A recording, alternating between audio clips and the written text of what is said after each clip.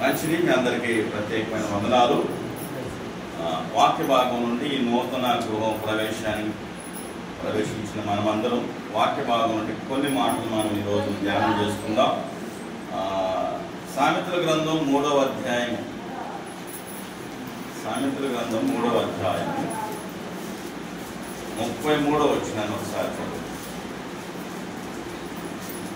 2వ లైన్, నీతిమంతుని నివాస స్థలమును ఆయన ఆశీర్వదించు. ఎవరి స్థలం అంట? నీతిమంతుని నివాస స్థలము దేవుడు ఏం చేయాలి? ఆశీర్వదించాలి. మరి 2-3 ఫ్లోర్లను దేవుడు ఏం చేయాలి? ఆశీర్వదించాలి. ఆమేన్, హల్లెలూయా.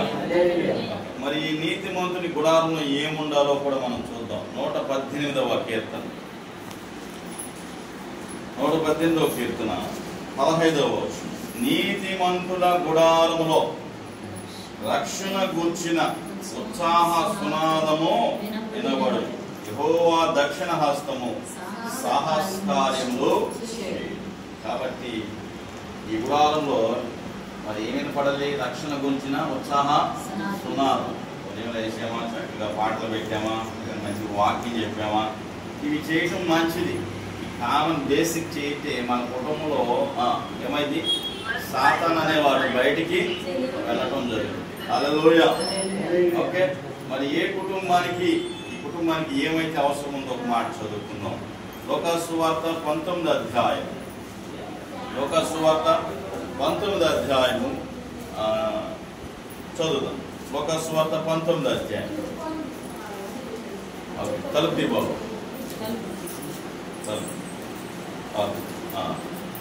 10 నిమిషాలు కూర్చొని అయిపోయింది. ఓకే, లూకాసు సువార్త 19వ అధ్యాయంలో 8వ వచనం, జక్కయ్య నిలవబడి, ఇదిగో ప్రభువా, నా ఆస్తిలో సగం పేదలకు ఇచ్చుచున్నాను. ఓకే, విందాం కదా. పేదలకు ఇచ్చున్నాను, నేను ఎవరి యొద్ద నేను అన్యాయంగా దేనిని తీసుకునేలా అతనికి 4 వంతులు చెల్లించదని ప్రభుతో చెప్పాడు. అందుకు యేసు, ఇతడును అబ్రహాము కుమారుడే, ఎందుకనగా నేడే ఇంటికి రక్షణ. కాబట్టి జక్కయ్యకి మారు మనసు వచ్చింది, అలాగే రక్షణ కూడా. మనసు మార్చుకుంటే చాలు, ఇంట్లో అన్ని మార్చుకోవాల్సిన పనేమీ లేదు. ఆ చర్చికి కొత్తగా ఒక అనం వస్తుంది. నాయన పొట్టు తీసారా, గాజులు తీసారా, సూత్రం తీసానా, మెట్లు తీసానా, పట్టీలు తీసానా అంటే నువ్వేమి అన్నీ పెట్టుకో, ప్రార్థన చేసుకో. ఏం చేసుకో? చాలా మందిలో ఉన్న అపోహ అంటే చర్చికి వెళ్తే పొట్టు తీసేయాలి, సూత్రం తీసేయాలి, యాత్రలు తీసేయాలి, ఏదేదో లేకపో గాజులు తీసేయాలి. కొంతమంది ఉన్నారు ఇటువంటి బ్యాచ్. అది బైబిల్లో అది లేదు. నువ్వు మనసు మార్చుకుంటే చాలు. జక్కయ్యకి ఏమొచ్చింది? జక్క ఏమన్నాడు? అయ్యా, నేను తప్పు చేశాను, అయ్యా నన్ను క్షమించయ్యా అని అనగానే, ఇతడు కూడా అబ్రహాము కుమారుడే, ఇంటికి ఏమొచ్చింది? ఇంటి కూడా ఏం రావాలి? ఎలా రావాలమ్మా? నా సిస్టర్ బాగా ప్రార్థన చేస్తుంది, కుటుంబంతో చర్చికి రావాలి. హల్లెలూయా. కాబట్టి మన చంగయ్య గారికి కూడా ఏం రావాలి? రక్షణ రావాలి. హల్లెలూయా. ఇంకో కుటుంబాన్ని చూపిద్దాం. అటువంటి రక్షణ వస్తే ఆ కుటుంబం ఎలా ఉంటుందో ఇక్కడ చూపిస్తాం. ఓకే, అందరూ కలిసి చేస్తే ఎలా ఉంటుందో చూడండి. ఐకమత్యమే మహా. చెప్పకపోతే గట్టిగా రండి. అపోస్తుల కార్యము 10వ అధ్యాయం, అపోస్తుల కార్యము 10వ అధ్యాయం 2వ వచనం, అతడు తన ఇంటి వారందరితో కూడా దేవుని యందు భయభక్తులు గలవాడై ప్రజలకు బహు ధర్మము చేసి ఎల్లప్పుడూ దేవునికి ఎవరైనా కొర్నేలి.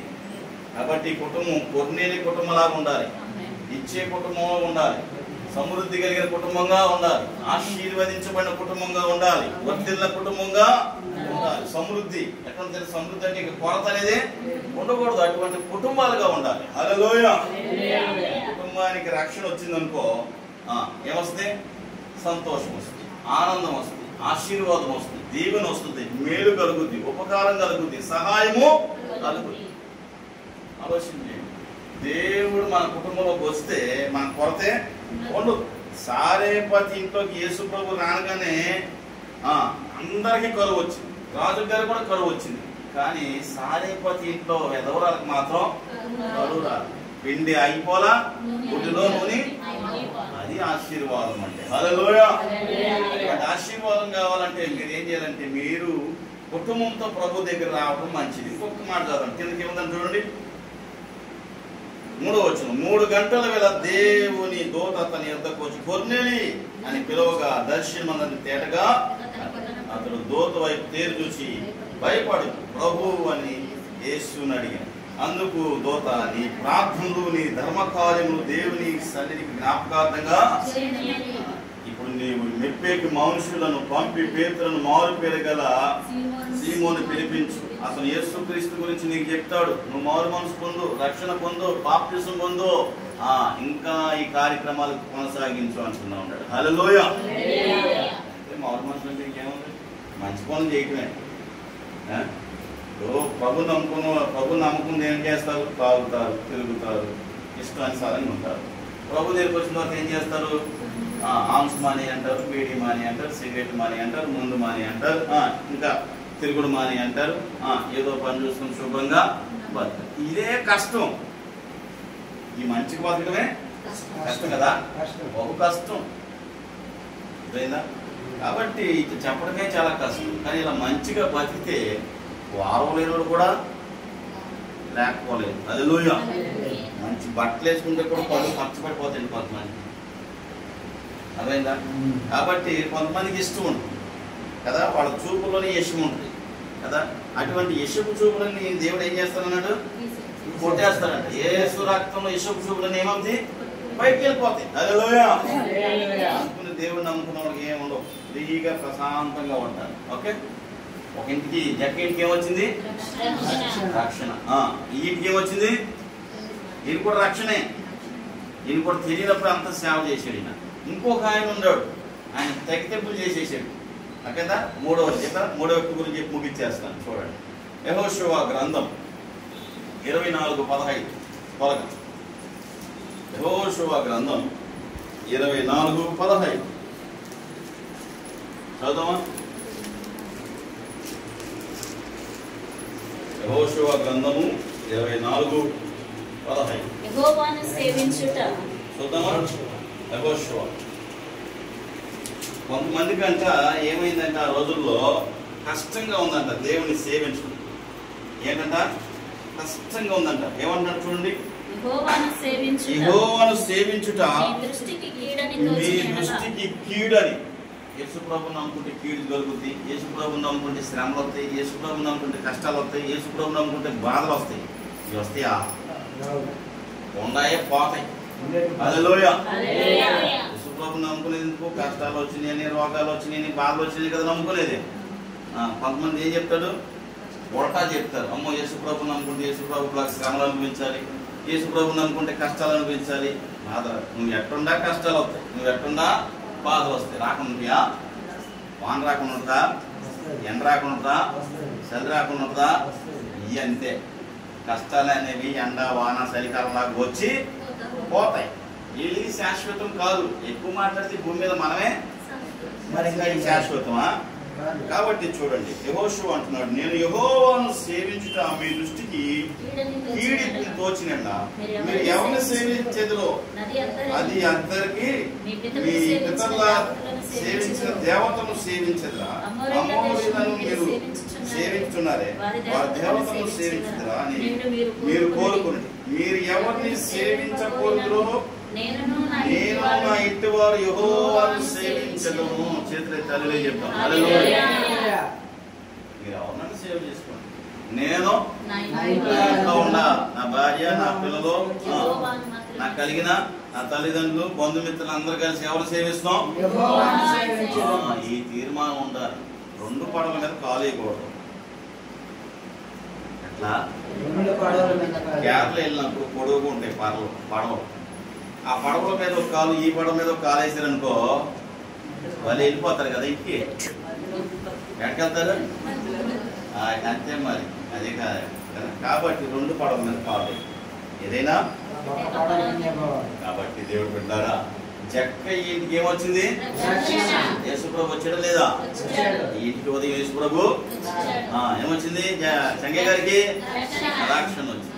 ఓకే, అలాగా మరి ఈ రక్షణను ఏం చేయాలి? కొన్నేళ్ళు ఇవ్వాలి, ముందుకు తీసుకెళ్ళాలి.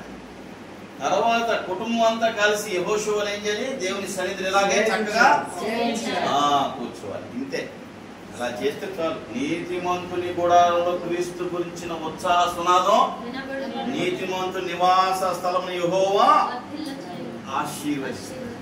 ఎందుకంటే ఇంకేం కావాలి చెప్పండి? ఎందుకంటే ఇంకేం కావాలా? చాలా మంది అంటుంటారు, నాకు ఇది ఉద్యోగం వస్తుందా, నాకు పెళ్ళి అయిద్దా, నాకు పిల్లలు కొడతారా? నేను ఒకటే చెప్తాను, నేను చెప్పినట్టు చేస్తే 3 నెలల్లో ఎంత? 30 సంవత్సరాలు తిరిగేవుగా, నాకు 3 నెలల టైం. నువ్వు చెప్పింది నేను చెప్పినట్టు చెయ్యి. నేనేం చెప్పినట్టు ఈ బైబిల్ ఏదుందో అదే. ఉద్యోగమా, పిల్లలా, ఇంకా పెళ్ళా, అయిపోతుంది. అర్థమైందా? చాలా మంది అంటారు మాది మాదే, మాది మాకు అయిపోవాలి. అదెక్క పొద్దున ఒక ఆయన ఎక్కడ నేను సార్ అన్నాడు, మనసులో తలుసుకోండి. ఇప్పుడు ఆయన భోజనం తెచ్చాడు, ఇట్లాగే మనసులో తలుసుకొని ఇంకెళ్ళిపోండి. పరిస్థితి వద్దా? అదేటమ్మా, దేవుడి దగ్గరికి వచ్చే మాత్రం తలుసుకోవాలంట, ఇప్పుడు మాత్రం తినాలంట. ఇదే న్యాయం. దేవుడు మాత్రమే తలుసుకోవాలి, తినేటప్పుడు తినాలి, పడుకునేటప్పుడు పని చేసేటప్పుడు మాత్రం ఇది ఎక్కడ న్యాయం తల్లి? మనసులో అనుకోండి, అమ్మయ్య మేము వాటికి వెళ్ళాము, బిర్యానీ పెట్టారు, లేదంటే పుష్క పెట్టారు, చక్కగా చికెన్ పెట్టారు, వడలు పెట్టారు, గారెలు పెట్టారు అనుకోండి. వెళ్ళిపోండి ఇంటికి. కలుసుకోవాలి, అది కరెక్ట్ కాదు. ఏదైనా ప్రభు అన్నది విశ్వాసము క్రియలు లేనిదైతే వ్రతం వ్యర్థం. పకట కళ్ళ కంటే పనులు అవ్వో. కష్టపడి ఏం చేయాలి? డిగ్రీయా, ఫస్ట్ ఇదా, సెకండ్ ఇయర్ చదవాలి. కష్టపడి చదవాలా, చదివేస్తారా? చదివి చదివి చదివి కళ్ళకి 4 కళ్ళు వస్తాయి. అట్లా కళ్ళకి మరోది చదవమంటేగా, కష్టపడమంటేగా, అలాగే చదవాలి. ఎవరి కష్టం వాళ్ళు, ఎవరి ప్రయాస. కాబట్టి దయచేసి కుటుంబానికి ఏం కావాలి? రక్షణ వచ్చింది. ఆ రక్షణ కొనసాగించాలి, ఆ రక్షణ ఆశీర్వదించబడాలి. నేను నా ఇంటి వారి యెహోవాను. దేవుడు నిన్ను నీ కుటుంబాన్ని సమృద్ధిగా దీవించి ఆశీర్వదించును గాక. గట్టిగా చెప్పొచ్చుగా, కొద్ది గట్టిగా చెప్పొచ్చుగా. అనుకుండా అలవాటు అంట, అరిసేపు పొంది కొరుతామంట. ఓకే, ప్రార్థన చేసుకున్నాం. కళ్ళు ఉండకోట్న ప్రార్థన చేసుకున్నాం. మహాపరిశుద్ధుడైన ప్రభు, దాసుడు చంగి గారు, సహోదరి, కుమారులు, వచ్చిన ఆత్మీయులు, మరి నాయన బిడ్డలు, ప్రతి ఒక్కరిని పేరు పేరు చొప్పున మీరు దీవించి ఆశీర్వదించమని, వారి బిడ్డలను దీవించమని, ఈ కోడికలు ఎంతవరకు మీరు నడిపించిన దేవుడు, మరి రక్షణ నీవిచ్చావు, అది మేము పొందుకోవాలి. దానికోసమే మేము తపస్సు చేయాల్సి లేదు, యాగాలు చేయాల్సి లేదు, హోమాలు చేయాల్సిన అవసరం లేదు. యేసు ప్రభు నా నోటితో ఒప్పుకుంటే చాలు, నువ్వు రక్షించబడతావు, నీ సన్నిధికి చేర్చబడతాం. కాసేపు కూర్చొని ప్రార్థన చేసుకుని, ప్రభువా నన్ను దీవించు, నా కుటుంబాన్ని దీవించు, నా బిడ్డలను దీవించు, నా నివాస మనవి చేస్తున్నారు. వారి ఆశలు కోరికలు తీర్చి వేయంతలుగా మెరుచు. ప్రత్యేకంగా ఈ కుటుంబాన్ని, చిన్న బంధువులు, స్నేహితుని, సమస్తాన్ని దీవించు. ఈ నూతన గృహాన్ని ఇది మొదలుకొని మీరు ఆశీర్వదించు. తండ్రి, కుమార, పరిశుద్ధాత్మ నామములో ప్రార్థన చేస్తున్నాము తండ్రి. ఆమేన్. మన తండ్రి అయిన దేవుని ప్రేమ, కుమారుడైన యేసుక్రీస్తు వారి కృప, పరిశుద్ధాత్మని సహవాసము, సన్నిధి, కాపుదల, భద్రత, క్షేమము ఈ దాసులు చంగే గారి కుటుంబానికి, వారికి రక్షణకును సదాకాలము తోడైని దీవించి ఆశీర్వదించును గాక. నా ప్రాణమా యెహోవాను స్తుతించుము, నా దైవ సమస్తమైన పరిశుద్ధ నామమును స్తుతించుము.